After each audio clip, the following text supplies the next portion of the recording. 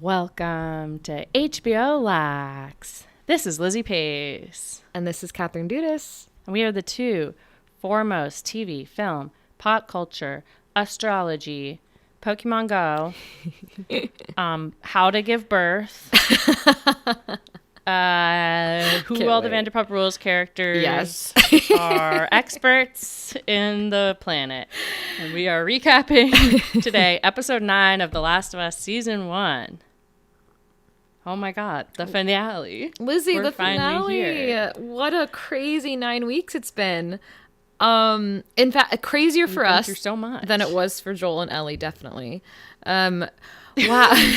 Oh, in what way? In that I had to watch it, and they only had to experience it. I had to witness it as someone who cares about them. Yeah, it's always harder for me as their mother. No, yes, you're right. Our children, the characters on the screen. Yeah. Wow, guys, I can't wait to talk about this episode. But before we get into it, we have to talk a little housekeeping about what's coming up next now that this is our finale. Yeah, big news. Big news. We got, let's see, a 2-week break? I think 1 week. 1 week. 1 week break. 1 week. Okay, 1 week off. And then we will be back for the premiere of Succession is Sunday, March 26th. This is Season 4, Episode 1. Look, should we have said maybe earlier so that everyone could watch 3 seasons of Succession? Maybe. But hopefully you've already watched them. And I'm actually watching. I'm on season 2. I'm watching season 2 right now. I have to catch up. Are you serious? Yeah. I wanted to keep it a secret because I was a little ashamed. But I'm watching Katherine, why did this not come up in our... We should have done Yellow Jackets. No, because no, because I like Succession for whatever reason. I'm so excited. It feels so juicy to talk about. So I'm excited. Like, it's great. But I don't know. Mm-hmm. I'm trying to remember why I stopped. I think it wasn't a show reason. It was a personal reason. I'm sure one of the characters reminded me of an ex or something stupid like that. Something emotional. Well, I'm excited for you to see what that trigger point is. Okay. Wow. Well, you guys, it's not impossible. The host of our show, Katherine Dudas, is doing it. So why can't you? I'm just like you guys. Just hotter. Hot stars. They're just like us. Just hotter and probably They're binging poorer. Succession. Yeah. So those will be Sunday nights, and we will record them Sunday nights, get them out to you Mondays around noon, and this is all part of a big holiday, Lax Week. Yes. It rolls off the tongue, Lax Week. Lax Week. It's like Teacher Appreciation Week, but instead the week of lax. Yeah. Instead it's about our podcast and things happening with it. And And we got 2 big premieres. The premiere, of Yellow Jackets, obviously that's a big one. It is March 24th or 26th. It is the same Sunday as Succession. We're just doing the Sunday. So, yes. Yeah, we're watching it Sunday and or maybe Monday morning. Yeah, probably. But those will come out on Tuesdays. Tuesday mornings, bright and early. So you'll get Succession Lax Mondays, Yellow Jackets Lax Tuesdays. Yes. And that will be, it's a lot in store for Lax Week. We're also going to be launching a new icon. Get ready. Something most important is a picture of our faces, of our cute faces. That is more important. Honestly, we're the most excited about making that Instagram official, making our cute pictures, sharing them with the world. We're trying to decide which ones. It's too hard. We're too good looking. Honestly, our lovely photographer took Juliet too Jackson. many cute photos. Shout out. Yes, too many cute photos. So we're gonna release our new art, our new artwork. At Hey Juliet Jackson on Instagram. Yes. Took a great photo shoot for us, and we will we will be Debuting launching that for Yes. next week. Yes, along with our Patreon with Yellow Jackets, Succession. You guys can't, you won't be able to get enough of us. You're gonna be like, please stop. That's the Too goal. much. Oh God. Yeah. Well, thank you all for voting in these polls, Yes. helping us come to this decision. We hope that you are as excited as we are for these 2 dual seasons. And let's get into what we came here for. Yes. The Last of Us, Episode 9. Title, Look for the Light. They stole that from us. They did. This is They copyright. stole it for the official podcast and for the title of episode title. Ridiculous. They're listening to our podcast and really paying attention to what we signed off with. This episode is directed by Ali Abasari and written by Craig Mazin and Neil Druckmann. Have you heard of The Ones Who Walk Away from Omelas? No. So this is a short story, and this episode reminded me of it. We read it, I assume, in high school. It is 1973 short story by Ursula Le Guin. And basically, it's about this summer festival in this utopian city of Omelas, and then but it can only be a utopia because there's perpetual misery of a single child who's like kept alone in the dark and tortured. Oh, and it's like about the people who like leave because they can't deal with that. Holy shit. Wow. And this episode made me think about it a lot. Yes, I can see why. That's so chilling. No, I can't wait to talk about it. This was this And Jesus Christ. Oh, Got right. a little of that in there too. Yeah, I mean, it's a tale as old as time. It's what is can you know. I mean, I remember watching a little show called The Good Place, and them talking a lot about this, about the train track. The train trolley episode, my mom's favorite episode. The trolley by the way, problem. of the trolley problem of The Good Place. My mom loves The That Good was your Place. favorite episode? That was my mom's favorite episode. Cute. She loves the philosophy stuff. Yeah, She your can't get favorite it. one better be the one I wrote. Obviously, it was Lizzie's one. Yeah. Episode 6. I think it was also the first episode I'd seen because I don't think I'd watched it at that point until your episode. That's and I was like, I'm confusing. in. I'm fucking in. That's not a good out of order show. I was like, this is funny as If you're fuck. gonna start that one, start it at season 1. Yeah, that's true. It's very much chronological. I loved this episode, and I loved that it kind of like culminated the whole season, and it just really makes you think. And I literally just, my jaw was agape for like 20 minutes after finishing. I was just like, It really shook me. oh my God. Yeah. We start with the previously on, obviously devastating, Joel screaming, "We're not sick," with Sarah. We see Marlene. We see all the deaths in this journey. We see their relationship developing via Joel's developing relationship with her pun book. I like that. Cute. And we start on what turns out to be a flashback. This lady running through the forest. Sounds like there's monsters behind her. And we reveal she's pregnant. We hear these monster clicker noises. She runs to this farmhouse. It's me. Is anyone here?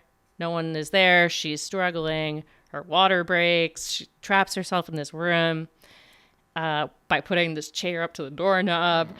Sits on the ground, grabs this knife, and then demons are on the door. The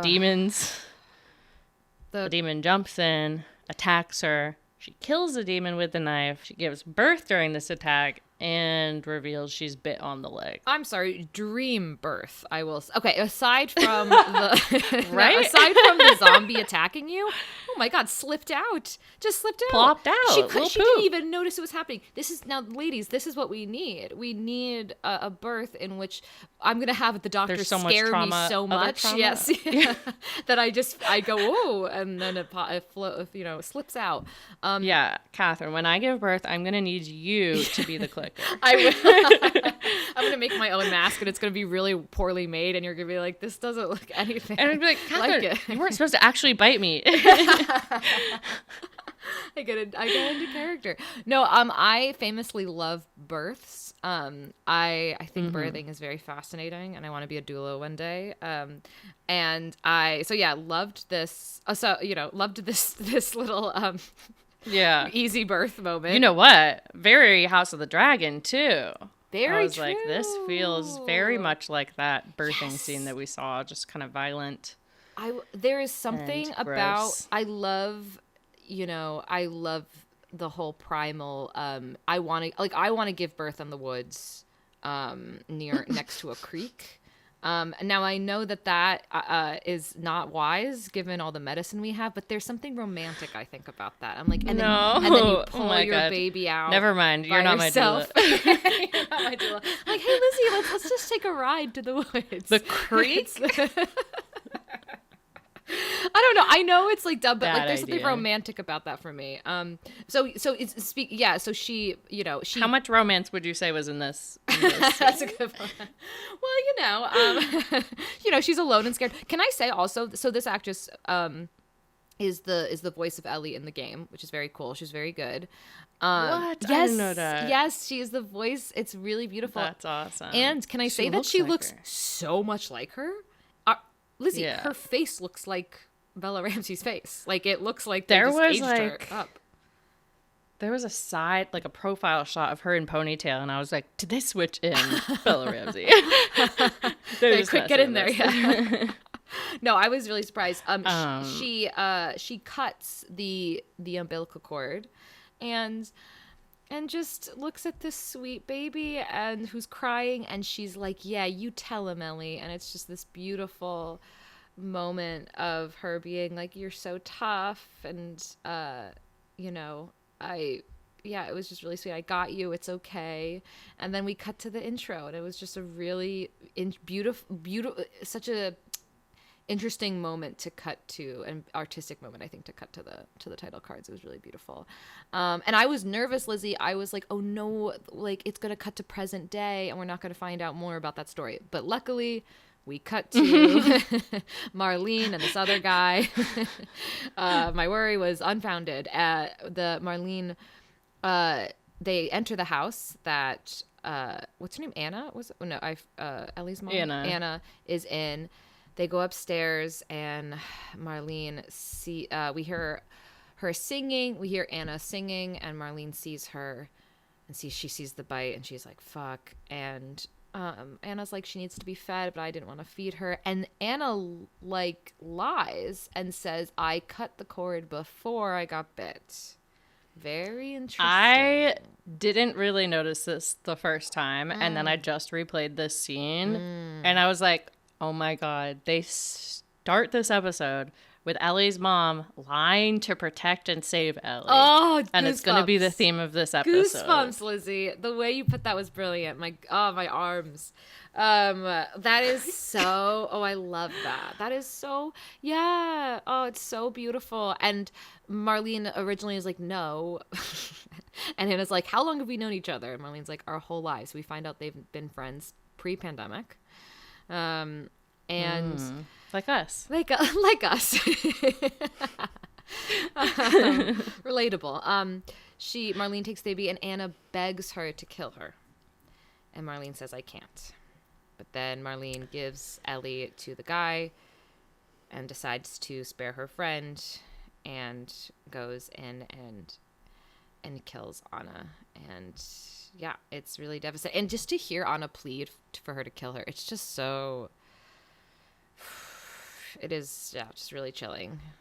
I also was like, if she's related to Ellie, maybe she should have waited it out. But she had that rich blood. See, now this is my question, Lizzy, and we can get into it, but is the reason Ellie immune because her mom had it right before she gave birth? Like, so it was just like a little bit or something? I feel like, yeah, like, isn't that insane? Yeah, it makes so sense. Like, what's the lesson here? What's the lesson? Stab all pregnant ladies in the thigh yeah. with venom. See, this is the thing. Exactly. So this is another interesting ethical dilemma. A couple generations. Because now that Marlene knows how this works, and so she could, just spare one for the good of many. Take a pregnant woman, kill her, and No, get a zombie to bite Maybe. her and then Use some of that info, Marlene. Maybe I know. try that. If you're so big on killing one person for the rest of humanity, find another pregnant woman. Oh, God. Yeah, bite a pregnant woman. Find a pregnant woman. Oh my God. No, but yes, so fascinating, and I'm so glad they explained this. And I love how this show just like roots things so much in reality. Like everything has like a scientific explanation, or like they try to like allude to one. We cut back to Ellie. She's old, 14. 14. Her fertility has already started to decline. She is sad though, and we get this through Joel keeps trying to break up things that she loves. Chef Boyardee. Lizzy, she doesn't even care. I'm just gonna up top immediately when Joel starts being like trying to get her attention, like immediately when he starts talking this scene, I'm emotional. Oh my God, I'm emotional because he's so horrible. To see how excited he is to like feel this father-daughter connection again, and like it's like he remembered an old part of himself, and it makes me want to cry. And yeah, so this, and for her to just be like catatonic and nothing he's doing is working, and it makes him sad, and it's also like I realized when we watched the scenes from this season that like the dynamic of them talking like started with her pestering him with questions and he won't talk, and now it's reversed. Yes, that's so true. It's sad. He's like, oh, I found Boggle too. You could beat me in that. It's a word game. And saw a smashed guitar that reminded me I could teach you guitar. She's like, oh yeah, cool. She's also I feel this a lot. I don't know. Do you ever, when she was being like this, I was like, yep, I've been in that depressive episode where it's like where someone's like, what's this? And you're just like, I feel nothing. Yeah. Remember all the things you love? You can't anymore. They don't work. This will give you pleasure, right? Right. Depression. They see a sign for Salt Lake City. I was like, it would be so funny if they went to the beauty lab. That's a Real Housewives of Salt Lake City. Yeah. They're like, but first, we gotta go and cut to the music, like the little in-between music of the Housewives. It's a very important scene in that show where there was a attempted arrest.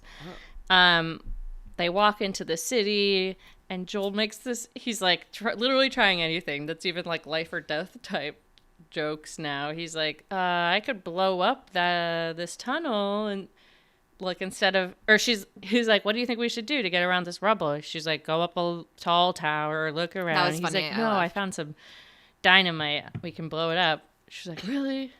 No. This was a cute exchange. This was funny.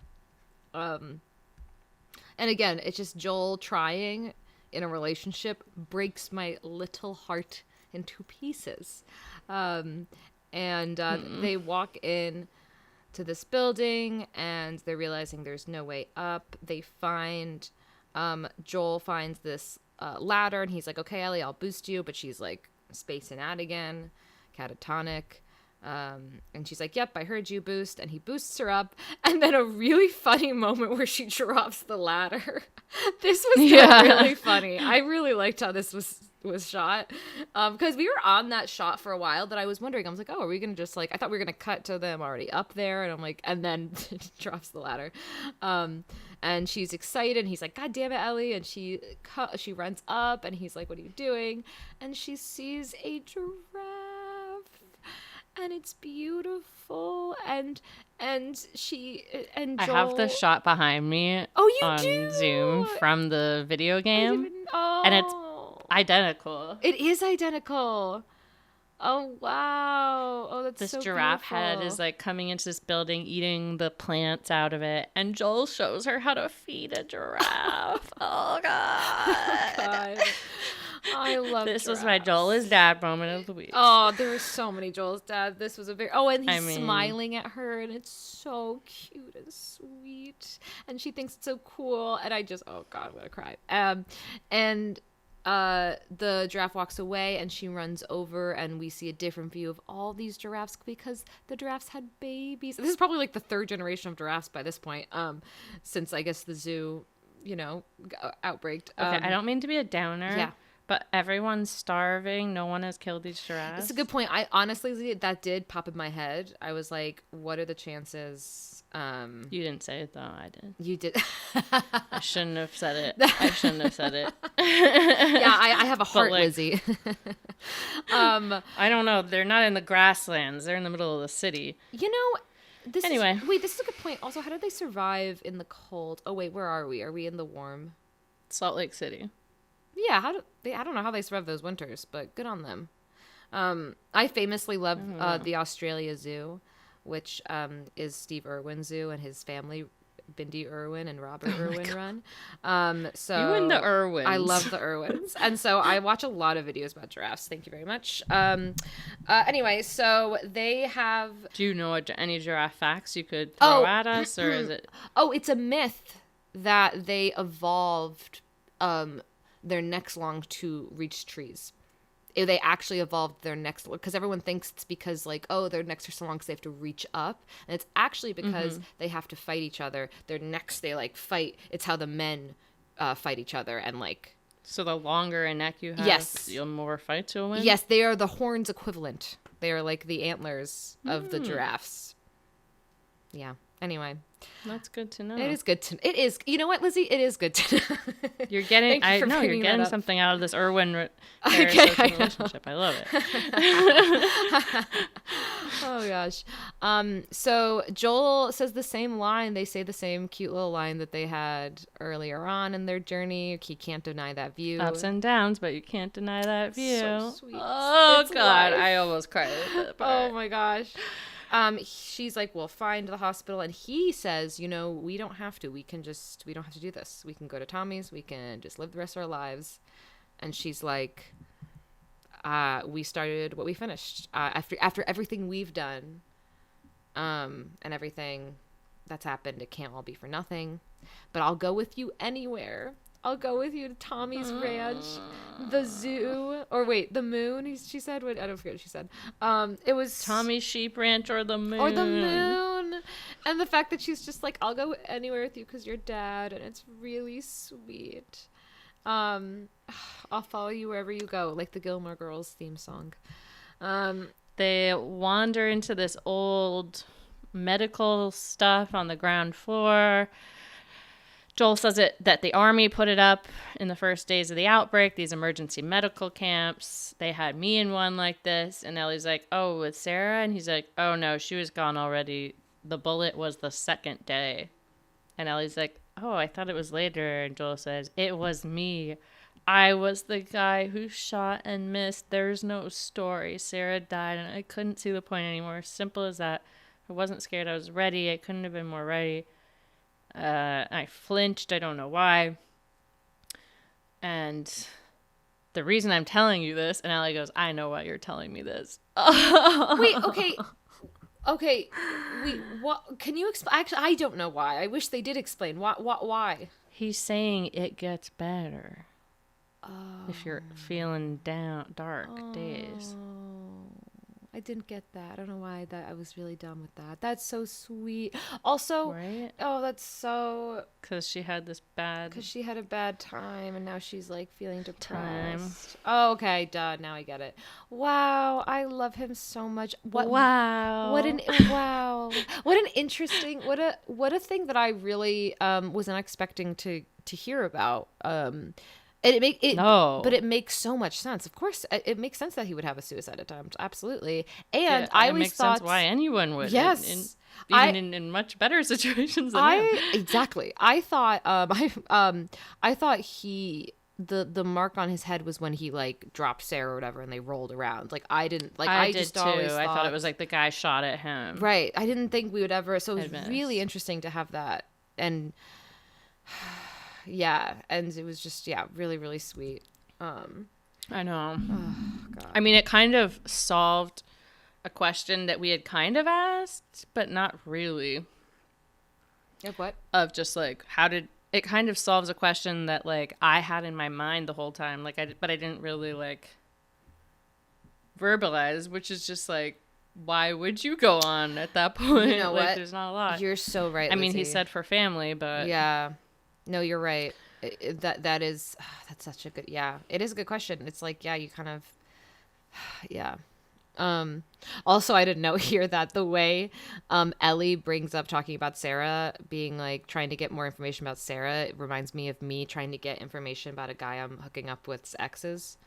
I'm like, so did you do that with Christina, your other daughter?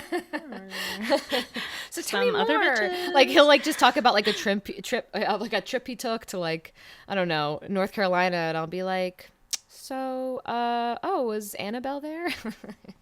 That I saw on Instagram. Anyway, just a mediocre joke to mix in this beautiful moment, to interrupt this beautiful moment. Anyway,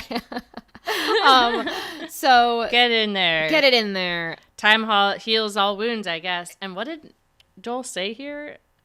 I couldn't really understand. Oh, I didn't understand. It wasn't time that did it. Okay, is he? What does he mean by that? Okay, Lizzie, I think he means it's Ellie.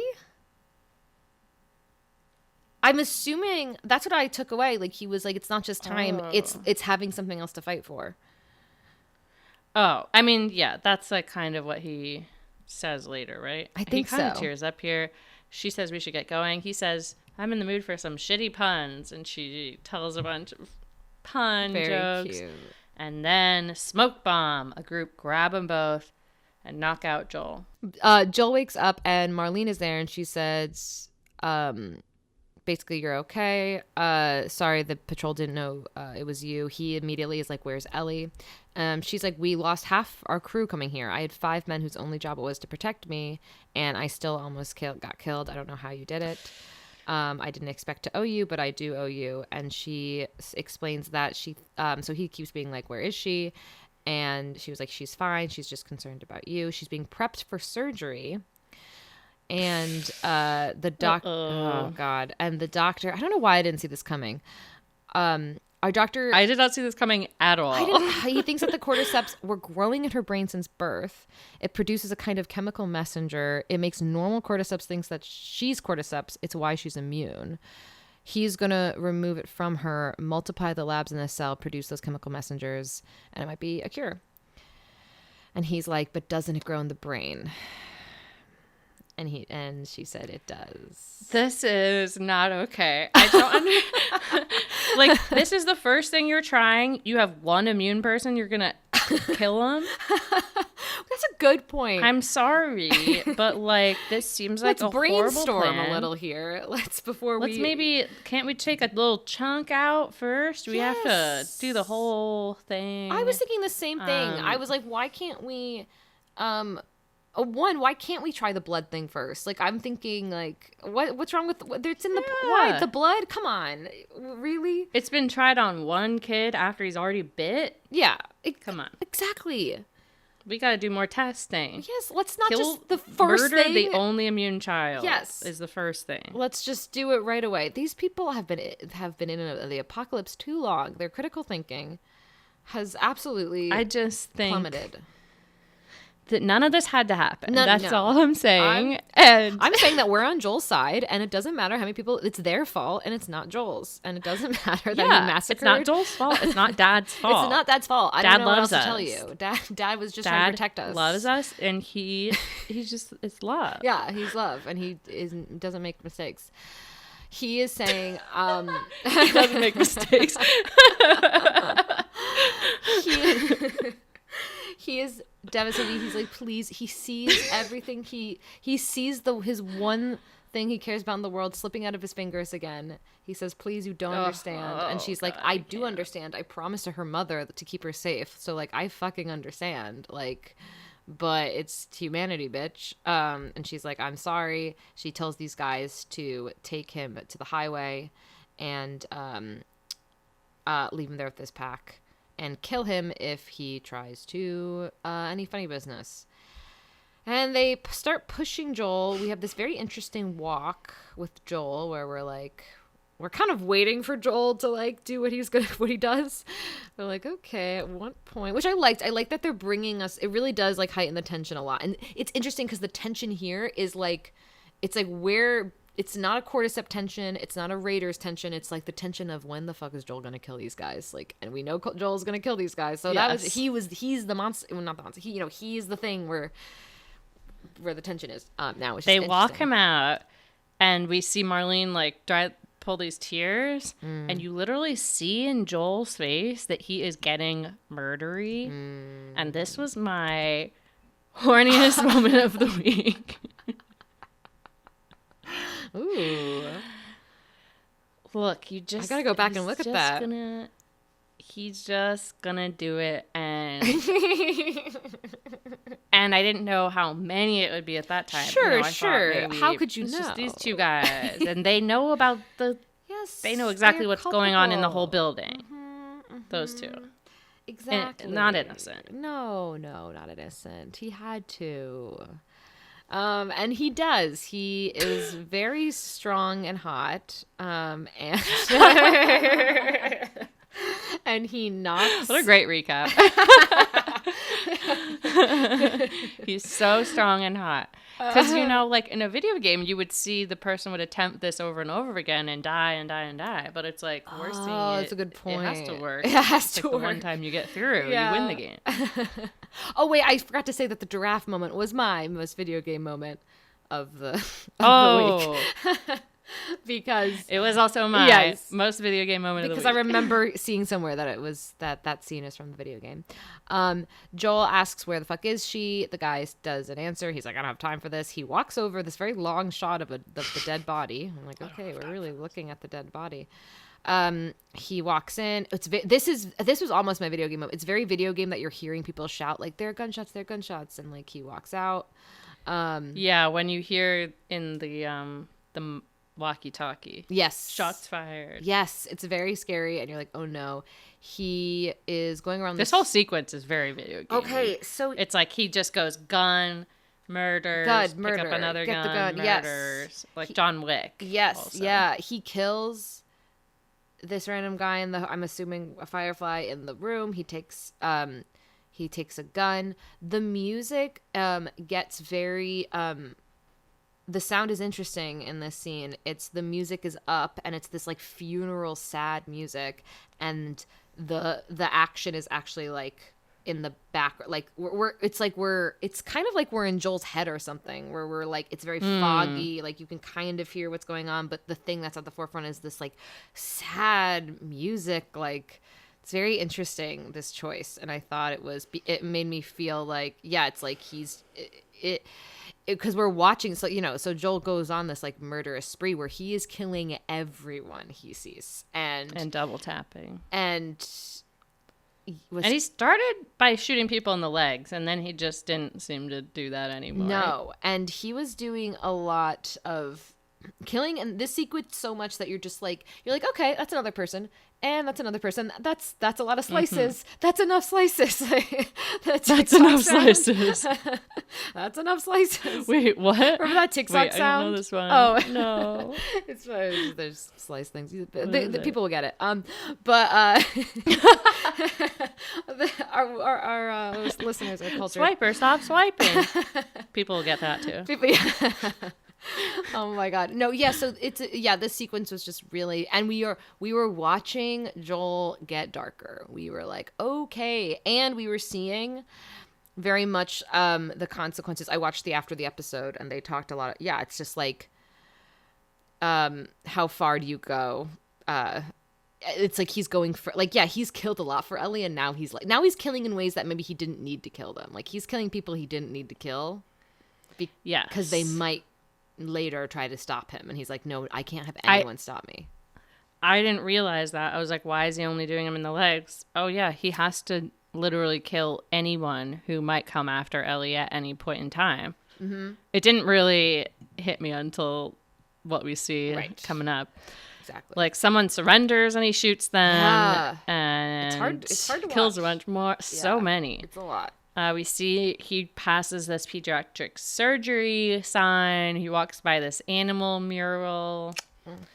And you're just like briefly reminded of like children and the giraffe moment. And he finds the surgeons and he's like, unhook her, doctor. And the doctor says, I won't let you take her. Boom, dead. unhook her to the nurses. They unhook her. Yeah. So immediate. And we don't see him kill those nurses, so maybe he didn't. Oh God, I'm glad He's we good. didn't see that. He's so good. Our guy is still good and great. We don't see any problems. He carries her into the elevator, and in the parking garage, Marlene is hiding. She says you can't keep her safe forever. No matter how hard you try, no matter how many people you kill, she'll grow up. She might die or be torn apart by raiders. She's in a broken world you could have saved. And he says maybe, but it's not for you to decide. And Marlene says, or you. So what would she decide? I think she'd know what's right, and you know it too. By the way, even after everything you've done, we can find a way to work this out. I feel like I would have said that maybe earlier. Yeah. yeah. Even though you've killed everyone, it's okay. We can overlook it. Just put the cure down. Put the thing that saves the universe down on. Oh God. So before we cut to Joel like looking at Marlene, and then we cut to him driving in the car, and we don't know if he's alone, but we kind of know that or not. But then the camera moves, pans over to Ellie in the back seat, and she's lying down, and she's recovering. It's oh my God. And she's like, and he says, she's like, what? And he's like, it's all right, you're with me. Take it slow. Ugh, so sad. The drugs are still wearing off. She's like, I was with the Fireflies. And then, like, wait, like, what drugs? And he concocts a pretty good lie. There were they're running some tests on you and some others. And then as he's saying this, we see him flash back to Marlene. Turns out there's a whole lot more like you, people that are immune. It's like dozens of them. I'm like, come on, Joel. Like, she's too smart for this. Oh my God. And the doctors couldn't make any of it work. They couldn't figure out the cure. And then, we cut to Joel, killing Marlene. Yeah. And Ellie asks. He then cuts back to Ellie. He says they've stopped looking for a cure. Ellie takes this in. She's like, where are my clothes? And he's like, oh, raiders attacked the hospital. I barely got you out. We'll get you some new clothes. She says, were people hurt? Yes. Is Marlene okay? I'm taking us home. Where is home? Oh, God. And also made me think. And he says, I'm sorry. Oh, he says. Then we see him killing Marlene, putting Ellie in the car. Oh, Marlene's still alive. She says, wait, please let me go. And he says, you just come after her. Bang. So we really see that death. Yes. That's really focused on in the cutbacks. Yes, it is. This made me also think about him driving. I guess it was Tommy, but this car moment reminded me of him and Sarah in the car trying to get away in the first episode. Mm-hmm. Felt like a similar kind of car. I don't know. And it's also just such a dad that, like, when I think about my dad, a lot of times I think of my dad driving the car and like being and like sleeping in the back seat. It's a very like, I don't know. It's very daddy daughter. And I mean, I cry in all the Subaru commercials when they did the daddy daughter thing, and she's like a kid sitting in the passenger seat, then she's driving. Yeah. Can't take it. It's too sweet.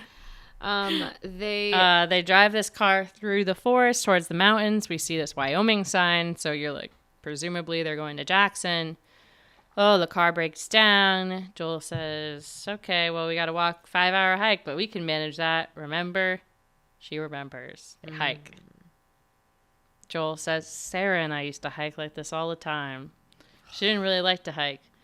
She would scamper, but she would have liked you. Not to say you're the same. You're definitely different kids. You know, she was a lot more girly. Not saying you're not girly. She's like, I'm not. She's like, dude, I'm not. That's fine. Oh. He's like, you're taller. She had a killer smile. Not saying you don't, but, you know, I think she'd like you because you're funny. You would have made her laugh. I bet you would have liked her back. I mean, I'm literally crying reading this. Yeah, I know. This is hurting. This is hurting. My, like, eyes are tearing while you're reading it. It's so, him being so, the happiness of it. Like, when was the last time he's ever recalled good memories about her? Like, probably never. Like, actually, like, smiled thinking about her. Oh my God, I'm gonna cry. Yeah, it's so sad. And it's like, And then just like also it's such good storytelling because it really you're like, yeah, like now that he's killed all these people, he's literally denied humanity the cure. Like you got to see him be really talking about how happy he is talking about his daughter and how strong that love is. And now that love is on Ellie. And then Ellie says, fuck. Yeah. It's unbreakable love there. Yeah. Got a good guy in your corner, Ellie, Yeah. or a good defender. A good defender. She got bit too. She was talking about her. She's telling Joel about the first And time Riley. she shot someone. She had to shoot Riley. She tells him about it. And this is another thing I was wondering. I was like, we never really saw. Yep. You know what happened in that situation. We just saw them say, "Let's go lose our minds together." I know. I'm kind of glad we didn't see it. But yeah, she had to shoot her. And she goes, and then it was Tess, and then it was Sam. And Joel's like, that's not on you. She's like, I know. And he's like, look, sometimes things don't work out the way we hope. You can feel like you've come to an end. Oh, right. Yeah. And you don't know what to do next, but there's always, you just keep going. Something new to fight for. And Ellie says, swear to me that everything you said about the fireflies is true. He says, I swear. She says, okay. And we end the season. Oh, such a good ending. 10 out of 10. Loved that cut. Okay, cut. Amazing. Love that. I want to talk a little bit about what they say in the after the episode because it's really interesting. Oh. Because I was like, oh my god, I have to listen to this. So basically, I just sat staring at the TV for this period of time while Catherine's learning. Sat catatonic. It was so. I was like, wait. I was like, explain more things. So he said. So Neil, who wrote the video game, is like, this whole thing started out as a thought experiment about. It's like, is the unconditional love a parent feels for their child, and how far can you take this story to demonstrate what that means? It's not just about the beautiful parts of love, it's also about the dark side. It's about how everything wonderful and everything bad can ultimately start with love, which is is exactly wow. Yes. And they talk about how Ashley played Ellie in the game. This is really interesting. And they're like Ashley talks a little bit about it. She says it sort of brings the story around to meeting Ellie for the first time and how she was first brought into this world. And also she was like, it's very special. And then Craig basically was like, yeah, it was really cool because it's like we forever tied the video game Ellie and the video game Ellie gave birth to the TV Ellie. Like that is like this kind of cool way they're kind of related now, which is like a really beautiful. I just love it. Just made this kind of discussion, and that's why I love that we do this podcast, because this is just like to see this the two types of storytelling and two different worlds like are intermingle, like going from video games to TV and like talking about how it's different and all this stuff, and like how you can actually blend those universes, and it's just so lovely. I think they just do such a good job. They involved the video games so much in it. I'm really astounded at how much they seem to stick to that story, and it's not really what I think about when I think about video games. Yeah. It's like the good story. Oh my god. And so Marlene, the actress, also says really beautiful things and interesting things, but I wanted to end on this one thing that that Craig says. He's a podcaster too. Oh, not as hot though. Craig Mazin. He has this podcast called Script Notes. If you ever are interested about Hollywood and writing, you should listen to it. So the woman who plays Marlene is like, okay. So Craig is basically talking about how like this ending was very controversial in the video game, and it still is. Like Craig's like everyone has been fighting about for 10 years since the video game came out. Everyone's been fighting about this decision.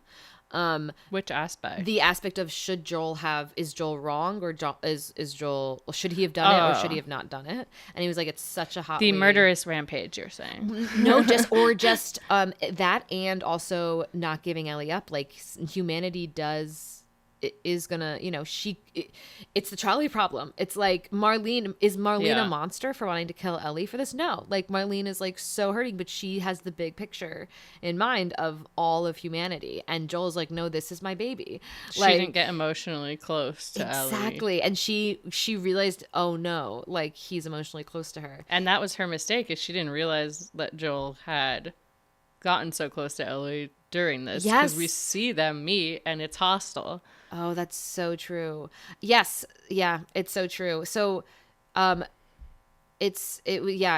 that was just like, we understand. Okay. So Craig was saying it doesn't matter because we have to understand why he did it. And it's like, and we understand, like, it's like, and the show did its job, being that, like, we know that he's like, we have to know that Ellie would not have wanted him to do what he did, but also we understand why he did it. And that is, and how dangerous unconditional love is for a parent, because that's the thing.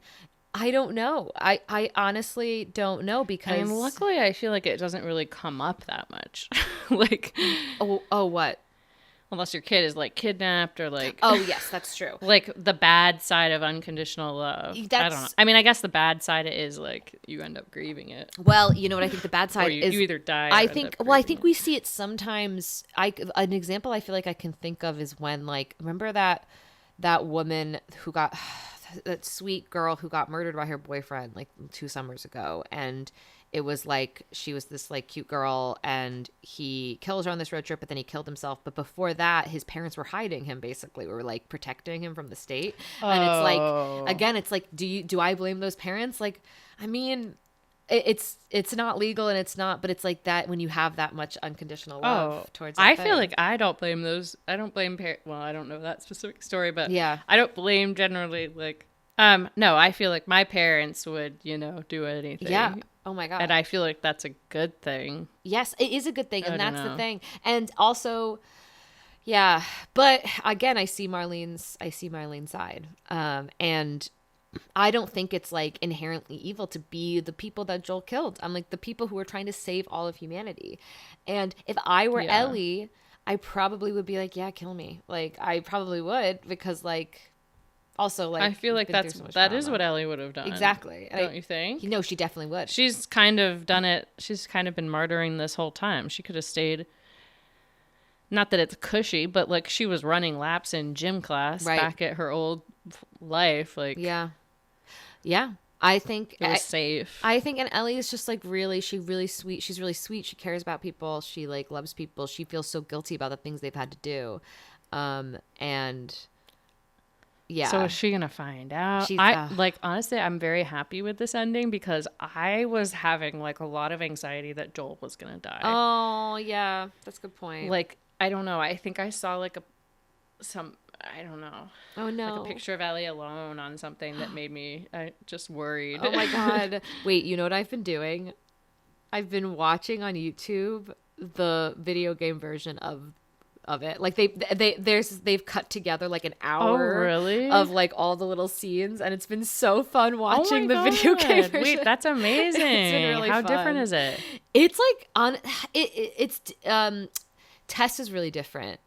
Tess and Joel are a lot more murderous, which is interesting. And you don't like Tess as much, but there's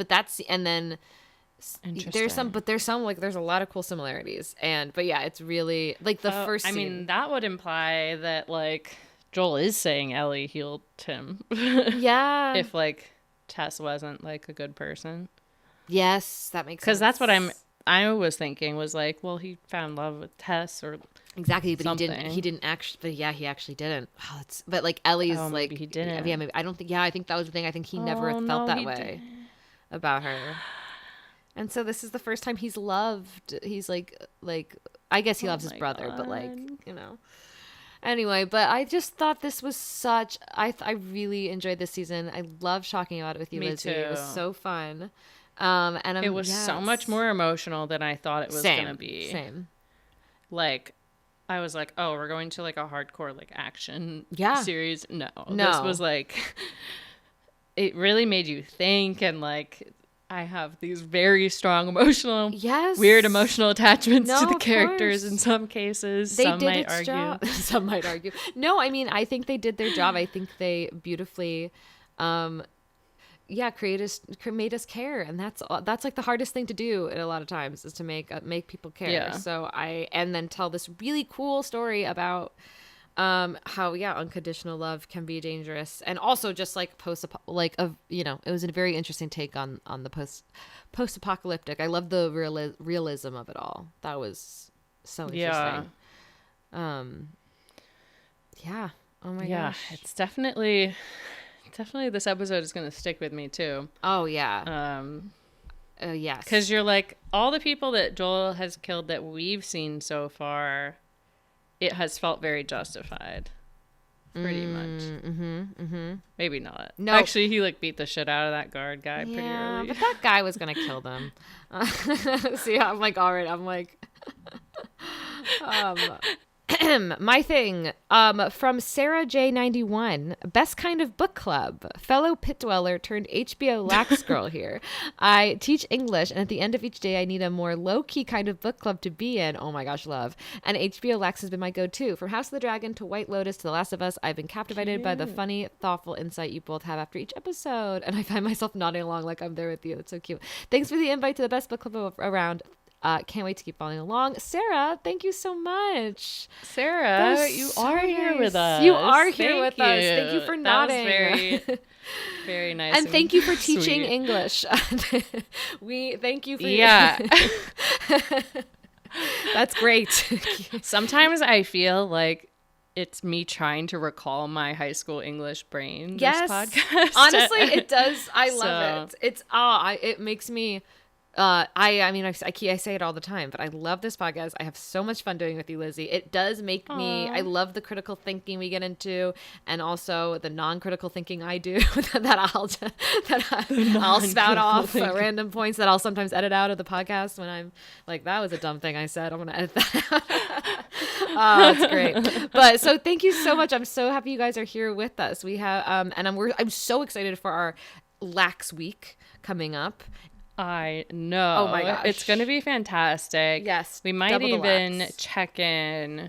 Because I am curious what you think of Succession. Yes, so far. I think we'll do a check-in next week about where I am in Succession. So that will be our podcast next week. Yeah, check in about where you are at Succession, what your thoughts are, and maybe just about what our feelings are about both shows going into it. Love that. Thank you for joining us all this season. Thank you so much. It was a beautiful one. I think it's been my favorite. I think it has been mine too. I think I've been the most excited, I think, to watch every episode. Yeah. It really sucked me into a world. I really enjoyed the world it sucked me into. Even though it was terrifying. Even though it's giving me nightmares. Yeah. It's sad. But as always, and for the last time, look for the light. Look for the light. Look for the light, bitches. I love you. Love you. Do you want to be in my B-reel? Yes. 1